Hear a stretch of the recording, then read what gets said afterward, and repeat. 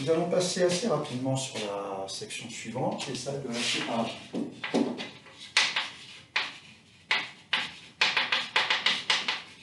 Une des raisons de cela, c'est que si on veut démontrer la séparabilité ou non-séparabilité des espaces LP, il faut se pencher un peu sur la théorie de la mesure. Et ce n'est pas l'objectif de ce cours, on va juste donner un survol et une idée de ce qu'on peut faire. Alors, rappelons que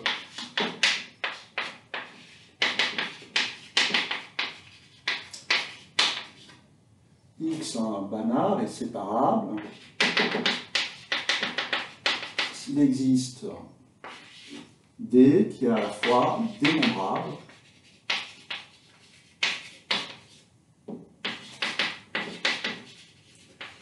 dense ou de façon équivalente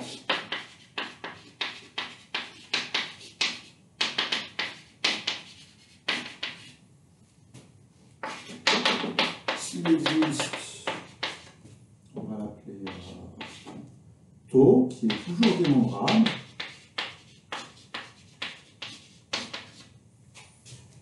et tel que l'espace vectoriel engendré par taux est dense. Et on appelle ça une partie totale.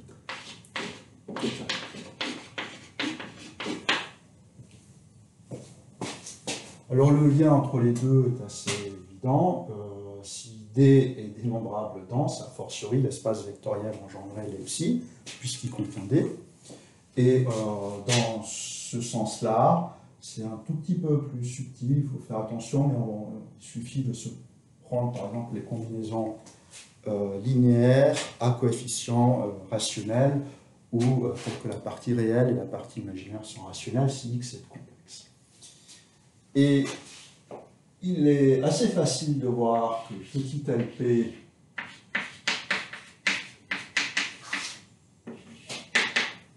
est séparable. Il suffit en effet de prendre I, élément de N, la base pour unique, c'est-à-dire le ième élément, c'est la suite delta K I N.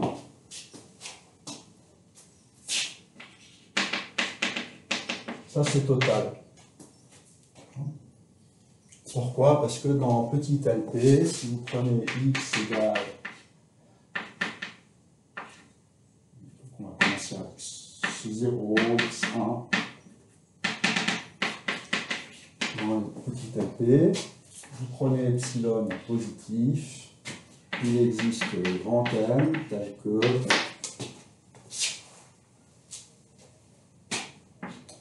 donc Xn est une suite, Xk est une suite telle que les puissances pn convergent, et donc quand vous commencez à n infini, ça va être plus petit que epsilon. Puis pour des raisons qui vont apparaître immédiatement, c'est plus facile d'écrire epsilon à la puissance p, et puis n plus 1 ici. Et du coup, si je prends x epsilon, la suite x0, x1, xn, et qu'ensuite je mets 0, x moins x epsilon dans LP, qu'est-ce que c'est?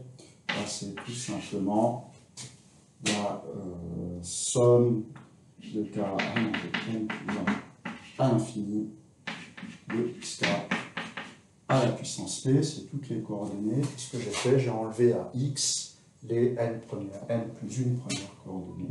Et donc il me reste juste ce reste. Donc qu'est-ce que j'ai écrit? Pour tout epsilon, il existe un x epsilon tel que norme de x sur x epsilon est plus petit que epsilon, et ce x epsilon, il est précisément dans l'espace engendré. Bon, et on voit immédiatement que ça ne marche pas pour p égale l'infini. Et en effet, n infini n'est pas séparable.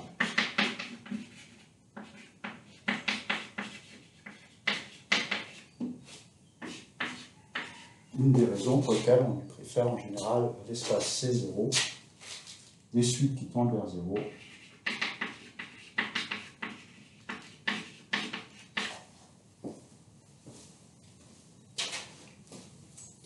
Alors, quid de grand LP de façon générale? Alors, on va tout de suite voir qu'il y a un problème, c'est que les espaces grand LP, il peut y avoir des espaces de dimension finie qui, eux, sont toujours séparables.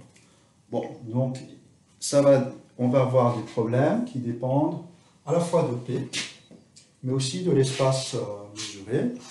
Et donc, on ne va pas rentrer dans des généralités, il faut un minimum de propriétés sur l'espace mesuré. Mais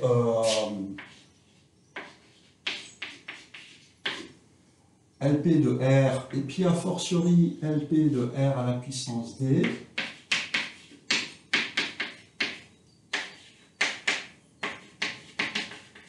est séparable. Bon, et a fortiori tout LP d'un ouvert inclus dans RD, tout simplement parce qu'on peut le voir comme une partie de LP de RD, une partie fermée de LP de RD, et un sous-espace fermé, un espace séparable est séparable.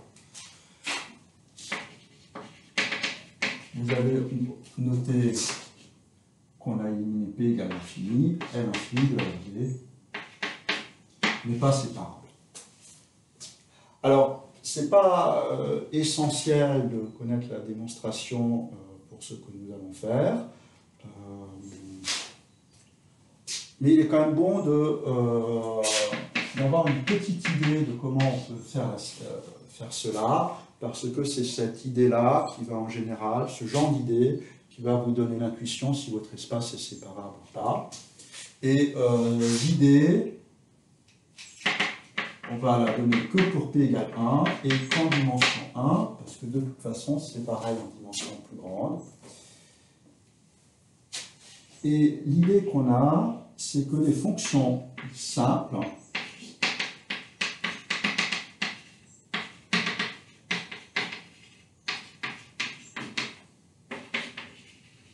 sont denses dans M. Et ça, c'est par construction même de l'intégrale.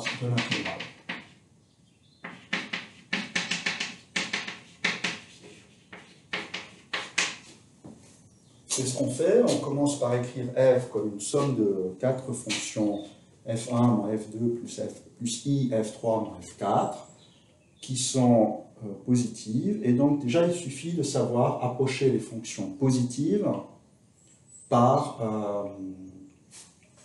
quelque chose, une partie totale. Et c'est la première chose. Et ces fonctions-là, il suffit de les approcher par des fonctions simples pour obtenir l'intégrale.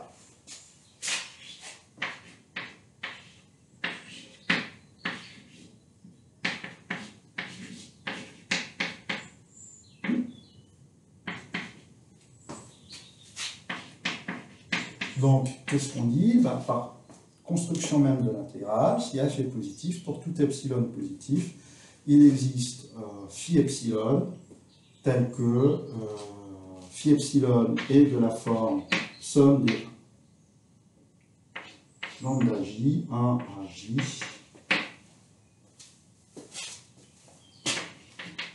et qu'est-ce qu'on va dire? On va dire que l'intégrale de phi epsilon est plus petit que l'intégrale de f est plus petit que l'intégrale de phi epsilon plus epsilon.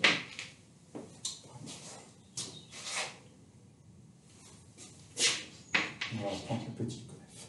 Et donc ça va me dire que la norme de f moins phi epsilon est plus petite que epsilon. Bon, alors ça ne suffit pas tout à fait, on n'a pas complètement fini, parce que ça, ce n'est pas une famille dénombrable. D'abord parce que les lambda j ne le sont pas, mais bon, ça, on peut s'abstenir de ça en disant simplement que c'est total, mais c'est surtout ça qui n'est pas dénombrable.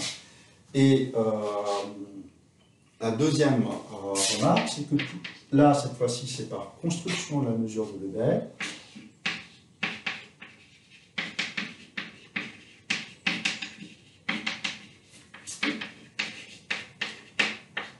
on est en dimension 1, on peut se contenter de AJ en intervalle.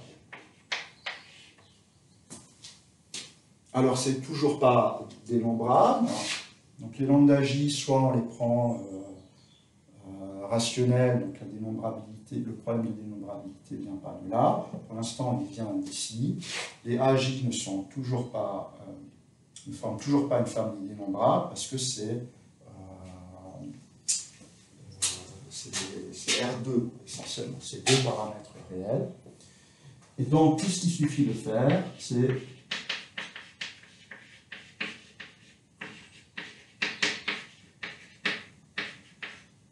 d'approcher ces intervalles-là par des intervalles rationnels et d'écart de mesure. Une fois que vous savez faire ça, quitte à reperdre un epsilon, vous savez aussi faire, vous prenez un rationnel légèrement plus grand, un rationnel légèrement plus petit, ça vous donne une petite erreur, et par densité de Q dans R, cette erreur va être aussi petite que vous voulez, vous vous débrouillez pour que cette erreur vous rajoute au plus 1 de epsilon. Donc voilà le schéma général. C'est plus compliqué quand on prend P différent de 1, mais essentiellement l'idée est la même.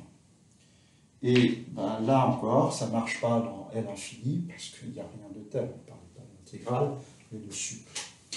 Et donc il est très facile de mettre une partie, déjà on peut mettre petit L infini dans grand L infini, en se débrouillant bien, et simplement en prenant une suite AJ, on associe la fonction qui vaut AJ sur l'intervalle JJ plus 1.